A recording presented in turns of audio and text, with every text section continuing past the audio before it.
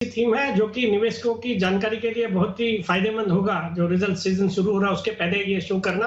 और बाकी जहां तक जनवरी टू मार्च क्वार्टर के नतीजों का सवाल है, नतीजे इस क्वार्टर में दमदार रहने चाहिए। बिकॉज अगर आपको याद हो तो पिछले साल मार्च के क्वार्टर में जो आधा मार्च का महीना था वो पूरे लॉकडाउन में चला गया था। तो अगर ईयर ऑन ईयर कंपैरिजन करेंगे तो वहां उसमें भी काफी अच्छा इंप्रूवमेंट देखने को मिलेगा। और बाकी ये जो लॉकडाउन के दौरान की जो पेंट अप डिमांड थी, वो चूंकि जनवरी टू मार्च क्वार्टर में फिर नॉर्मलसी की ओर हम आ गए, तो उस लिहाज से कई सेक्टर्स ने बहुत अच्छा परफॉर्म किया, जो कि सेक्टर्स आप जिक्र भी करोगे during the course of the show. But मुझे लगता है कि ये क्वार्टर बहुत सारी सेक्टर्स, बहुत सारी कंपनियों के लिए लगभग मेरे हिसाब से प्राय सभी सेक्टर्स के लिए अच्छा रहना चाहिए। तो it would be a very good result season. But एक चीज का ध्यान रखना है कि दैट डज नॉट मीन कि जो ऑलरेडी तेजी हो गई है एंटिसिपेट करते हुए अच्छे रिजल्ट्स की, वो उसी तरह की तूफानी तेजी को हम एक्सपेक्ट करें। Because most of the rally is already built into the fact कि इस क्वार्टर के नतीजे काफी सेक्टर से बहुत ही अच्छे रहेंगे। ओके तो चलिए, कई सारे सेक्टर्स हैं, उम्मीदें तो हैं ही, एक एक कर सारे सेक्टर्स निकालकर आपको बताते हैं कैसे रहेंगे ये सेक्टर्स। और सबसे पहले देवांशी से शुरुआत करना चाहूंगी, क्योंकि देवांशी के पास वो सेक्टर है जो कि देश की इकोनॉमी से जुड़ा हुआ है। बैंक और फाइनेंशियल स्पेस की मैं बात करती हूँ, लगातार लिक्विडिटी से जुड़े जो कंसर्न्स हैं इसकी खबरें आती रहती हैं, और इन्हीं कंसर्न्स के चलते बैंक्स, फाइनेंशियल्स काफी ज्यादा इंपॉर्टेंट हो जाते हैं किसी भी तरह की सिचुएशन को जब टैकल करना हो, किसी भी तरह की इकोनॉमी से जुड़ी हुई सिचुएशन की जब हम बात करते हैं। देवांशी, आपसे शुरुआत करेंगे। बैंक फाइनेंशियल इस्तेमाही नतीजे कैसे रहेंगे, कौन सी खबरें रही जो फोकस में रहेंगी और उसका इंपैक्ट नतीजों पर पड़ता दिखेगा? बिल्कुल मानसी, अब देखिए बैंकिंग और फाइनेंशियल्स इस बार वो सेक्टर रहेगा जो कि ओवरऑल हम अगर निफ्टी की अर्निंग्स की बात करें तो इसमें एक मेजर कंट्रीब्यूटर रहेगा। एक दमदार अर्निंग्स आने की संभावना जरूर बनती हुई दिख रही है। सिर्फ एक चिंता होगी कि इस बार प्रोविजंस और एसेट क्वालिटी कितनी ज्यादा बढ़ती है सुप्रीम कोर्ट के आदेश से। लेकिन अगर हम लोन ग्रोथ की बात करें, डिपॉजिट्स की बात करें, तो अब तक जितने भी क्वार्टर 4 के अपडेट्स आए हैं सब शानदार रहे हैं। स्पेशली अगर आप देखें तो मिड कैप बैंक्स और फाइनेंशियल्स जो हैं, इनके जो डिपॉजिट ग्रोथ, लोन ग्रोथ है वो काफी बेहतरीन रही है। अब इस वाले तिमाही में हमें देखना होगा कि जो सीवी सेगमेंट है, ऑटो सेगमेंट है और होम फाइनेंस सेगमेंट है, वहां से काफी अच्छी बढ़त आई है। इन शॉर्ट रिटेल डिमांड काफी अच्छी बढ़ती हुई दिखी है, और साथ ही डिसबर्समेंट्स अब धीरे धीरे काफी सुधरते हुए दिख रहे हैं, तो इनका फायदा जरूर मिलता हुआ दिखेगा। साथ ही अगर सरकारी बैंकों की बात करें तो इस बार हम सब जानते हैं कि बॉन्ड के जो प्राइजेस हैं वो काफी बड़े थे, तो कई ऐसी बैंक है जिनका बॉन्ड पोर्टफोलियो काफी बेहतर होता है, तो इसके चलते उनको ट्रेजरी गेन्स भी होने की संभावना पूरी है, सहारा मिलेगा। अब स्लिपेजेस के आंकड़ों पर नजर रहेगी। माना यही जा रहा है कि पिछले तिमाही का अगर कंपेयर करते हैं तो स्लिपेजेस काफी कम होंगे, लेकिन क्योंकि अब सुप्रीम कोर्ट का जो आदेश आया है उसके चलते देखना होगा कि जितने भी बैंक्स हैं उन्होंने जो ब्याज से ब्याज वसूला है उस पर कितना इम्पैक्ट होगा, जो डिफॉल्ट करने वाले लोग हैं वो कितने ज्यादा है, क्या आउटलुक बन रहा है, इस पर क्लियरली नजर रहेगी। लेकिन अगर आप देखें तो इस बार ICICI bank, SBI, HDFC, Federal Bank, AU Small Finance और सीएसबी, ये कुछ चुनिंदा बैंक थे जिनके नतीजे काफी अच्छे आने की उम्मीद लगाई जा रही है। दूसरी तरफ आरबीएल बैंक और डीसीबी बैंक, इसके जो नतीजे हैं वो इतने अच्छे नहीं आएंगे। और साथ ही अगर एनबीएफसीज की बात करें तो हाउसिंग फाइनेंस सेगमेंट और आप देखिए LIC housing, Manappuram, Muthoot finance और श्रीराम ट्रांसपोर्ट और झूला फाइनेंस जैसे स्टॉक्स हैं या बैंक्स हैं, फाइनेंशियल्स हैं, जिनके नतीजे काफी दमदार आ सकते हैं। चलिए, तो दमदार नतीजों की उम्मीद बैंक्स एंड फाइनेंशियल से लगाई जा रही है। विकास जी, आपसे समझना चाहेंगे बैंक्स फाइनेंशियल स्पेस को आप कैसे देख रहे हैं, और कोई पर्टिकुलर शेयर्स जहां पर फोकस आपने बनाया है?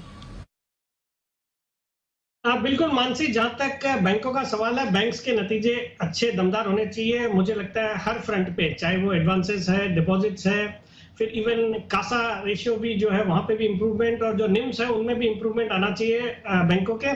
और एसेट क्वालिटी में भी जो अच्छी वेल मैनेज बैंक्स हैं वहां पे सुधार देखा जाना चाहिए।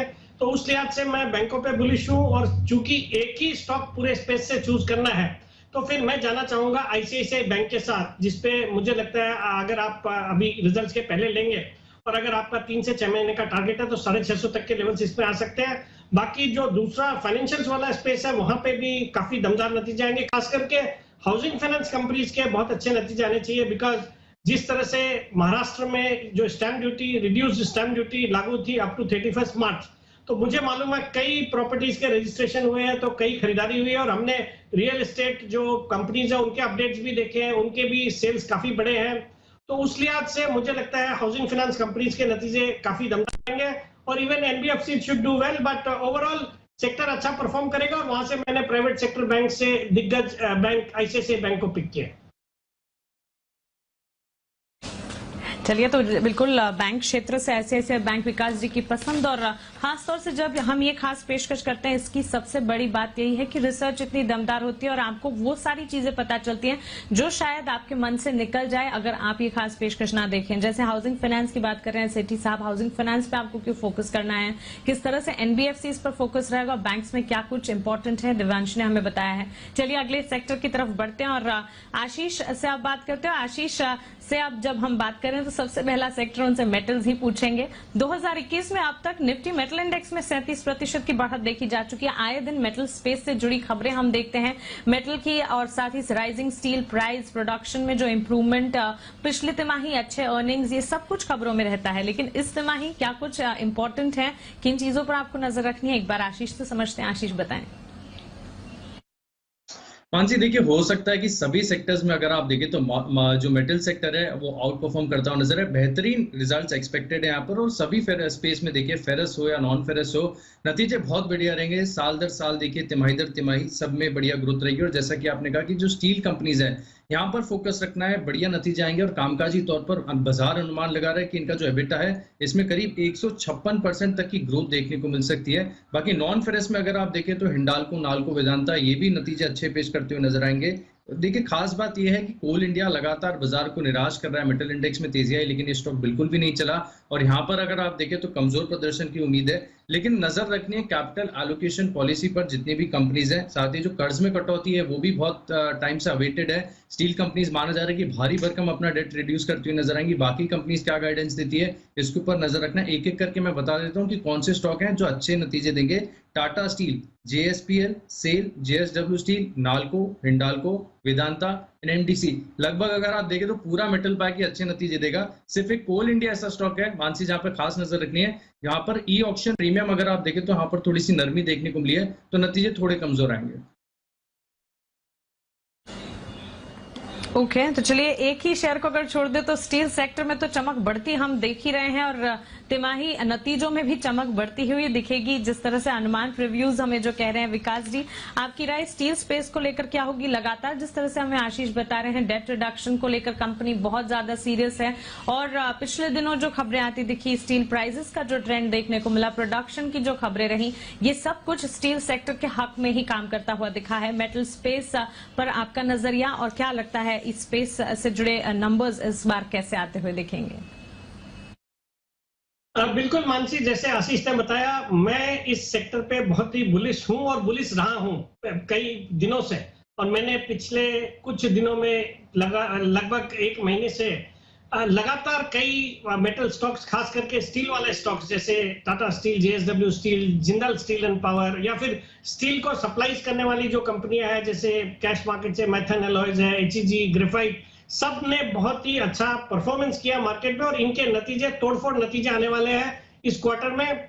और तो ऑलरेडी बहुत सारी तेजी तो इस एंटिसिपेशन में, इस एक्सपेक्टेशन में हो गई है ऑलरेडी कि इन सब जो मेटल वाले स्टॉक्स हैं इनके नतीजे बहुत अच्छे आएंगे। स्टील के प्राइसेस देखिए 10 साल के हाईज पे चल रहे हैं, डिमांड भी बहुत ही दमदार है, और चाइना आजकल नेट इंपोर्टर हो गया स्टील का। तो इन सबको देखते हुए कोई डाउट नहीं है कि इनके नतीजे बहुत ही अच्छे आएंगे। और दूसरे भी जो मेटल काउंटर्स है जैसे वेदांता है, हिंडाल्को, नाल्को, इनके भी नतीजे बहुत अच्छे आएंगे। और एक स्टॉक एनएमडीसी जिसके मैं नतीजे पे बुलिश हूं, मतलब नतीजे भी अच्छे आएंगे, और एक मार्केट के पॉइंट ऑफ व्यू से मुझे लगता है कि उस हिसाब से इसने पार्टिसिपेट नहीं किया है इस रैली में। और इनके लिए तो एक पॉजिटिव खबरें ड्यूरिंग द क्वार्टर ये भी थी कि इनकी एक बड़ी माइन डोनीमलाई माइंस जो कि कर्नाटका में है, उसको भी चालू करने का इनको अप्रूवल मिल गया, तो उसका भी परफॉर्मेंस इस क्वार्टर में देखने को मिलेगा। तो I am bullish on NMDC from the valuation point of view. बाकी नतीजे सबके अच्छे आएंगे, और मेरा 3 से 6 महीने में एनएमडीसी में 170 का टारगेट है।